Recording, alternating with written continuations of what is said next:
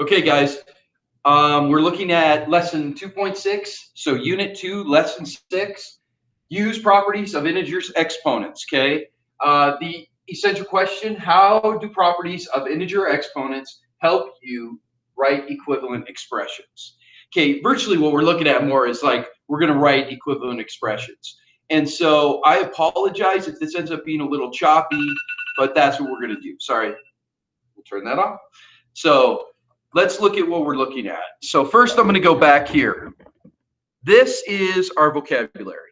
So I'm going to do this real quick. I'm not even going to read it. You need to make sure, well, I'll read it real quick. If you need more time, freeze it so you can write it down. Okay, so vocab, associative property, the use of brackets or parentheses to group together numbers. Okay, so for example, you would say 4 plus 5 are associated together. That's the associative property.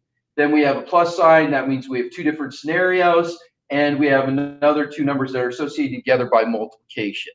By the way, both of these properties are based on addition and multiplication, and that's it. Okay, second property, commutative property.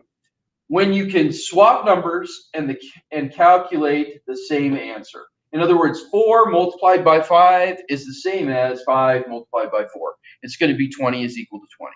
The same thing with addition, right? You just swap the numbers and it will still be the same answer. And then this final one, which we'll get to a little bit more, the power of product property. And what that says is if you have two numbers that you are multiplying and they have the same exponent, then you can go through and take that exponent, put it on the outside with the associative property. So you're associating the two bases, 2 and 12. We can multiply those, and that'll actually equal 24 to the third power. Okay, guys? So I'm going to explain that a little bit more. Okay, so let's go back here. Like I said, a little choppy today. Okay, so 4 to the third power. Now, we need to understand the vocabulary here, okay, guys?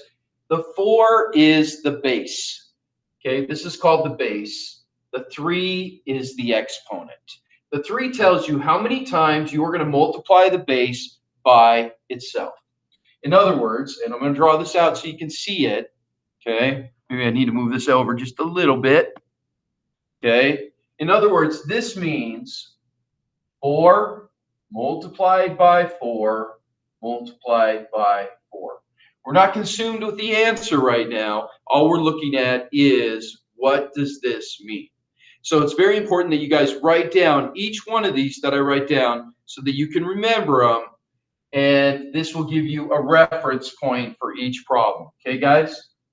Okay, so that's what that means. However, the next step, if I have 2 to the third power multiplied by 2 to the fifth power, what this means long term is 2 to the third power, right? 2 multiplied by 2 multiplied by 2. Okay, that's the third power, right? Then I have to the fifth power. 2 multiplied by 2 multiplied by 2 multiplied by 2 multiplied by 2.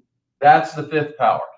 Now, if we're multiplying all these together, okay, then that means this is 2 to the eighth power, okay? Because we have 3 2s and 5 2s. Now, the shorthand of it is we can take this and we can say it's 2, 3 plus 5. And that equals that 2 to the eighth power. So you have a shortcut, but you have the long so that you can figure out what it means. Okay, guys? Okay, so I'm going to take that down. Now let's look at the next step. So like I said, you want to write these all down so you have a point of reference. Okay, so then we're going to do, instead of multiplying, we're going to say 2 to the fifth power over 2 to the third power. So guys, every fraction is a division problem, right? So what this means is 2 multiplied by 2 multiplied by 2 multiplied by 2 multiplied by 2. over 2 multiplied by 2 multiplied by 2, right? Because this is 2 to the third. Now remember, anything over itself, in other words, if I just had 2 over 2, this equals 1, correct? So that means anything over itself I can cancel out. In other words, I can cancel these out, and I can cancel these out.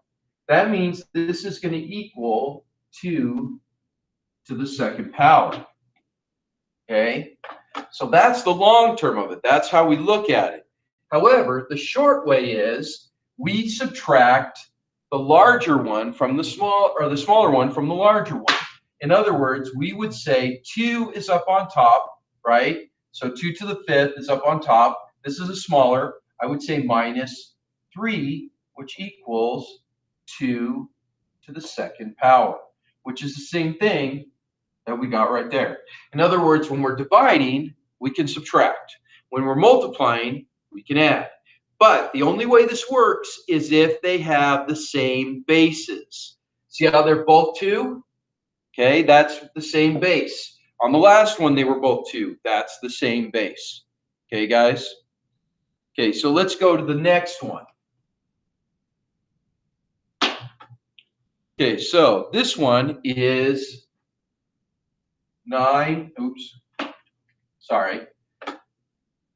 4 to the third multiplied by the third. Okay, so what they're saying is virtually that we have 4 to the third multiplied by 4 to the third multiplied by 4 to the third.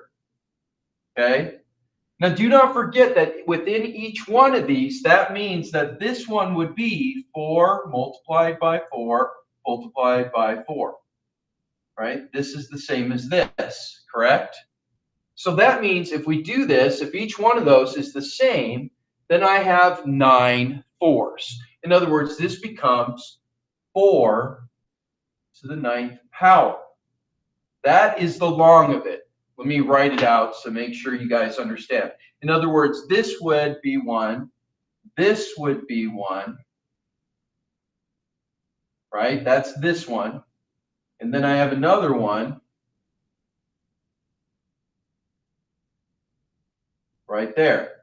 So we expanded it from here to here, and then all these, and that's 4 to the 9th power because that is 9 fours, right? The short of it is, if you have it outside of the parentheses, you simply multiply the exponents. 3, so this becomes 4, 3 multiplied by 3, which equals that 4th to the 9th power. So you can see I'm giving you the expanded view, then I'm giving you the short version. And that's why you want this for reference. Okay, guys? All right. One last one.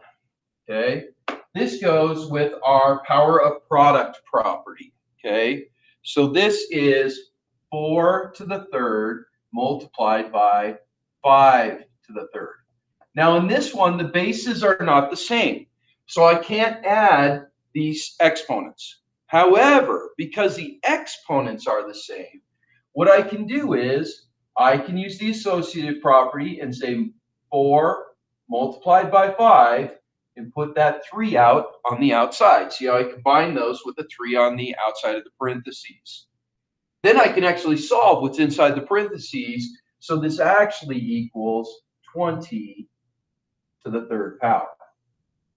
Okay, 4 times 5, 4 multiplied by 5, 20 to the third power. Okay, guys, so that's pretty much it. This is not the hardest lesson. However, if you don't have this for reference, when you go through and do the quiz, you're going to have a hard time knowing which ones are correct and which ones aren't, because you're going to have to evaluate them. And that's what math's about. We need to evaluate each one. Okay, so here's the point. Do not forget the order of the lessons, okay, guys? You need to watch my lecture, this one right here, and take notes. Then you need to watch the 3 examples and add to your notes. Then you need to watch the virtual nerds if you need additional help. That's better than watching like Khan's Academy or different YouTube videos, because that will go through and be directly with the actual lesson. Then you have to complete your XLs. And remember, your XLs, you can take those multiple times till you get 100. Okay? Then your final step is to take that quiz. And you get 2 chances at that. Okay? So make sure you take that quiz, and that's the last thing you do for each lesson. All right, guys. Hope that's informative. Remember to come to class with questions, and I will talk to you guys later.